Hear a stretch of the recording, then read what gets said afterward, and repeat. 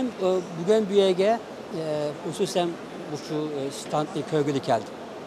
Şunun için geldim ki biz Uygurların ki hazırlıkçılık bunda faaliyetlerde en çok noksanlıklarının birisi şu idi. Özümüzü itige, özümüzün namı bilen bunda standlının bolmaş itti. Bunda halkara bir nimide faaliyette Şarkı Türkistan itige bir niminin bombası, yerinin bombası ve bir yerde bizimle alakalı eserlerin gösterilmesi, hem Şarkı Türkistan'ın Arap dünyası bilinmesi, halkara dünyada bilinmesi, hem de biz bunda yeldin var, bizim medeniyetimiz, bizim tarihimiz, şunda kuşluk, bizge aymandak eserlerin var diyebilmek açısından yaman kıymetli, mühim.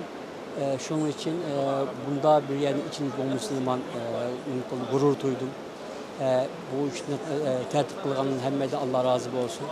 Ben düşünmem ki bu tarihi bir zaman. Çünkü evet bizimki farklı nimenin kitap evlerininki, yayıncılığınınki çıkargan eserlerimiz var.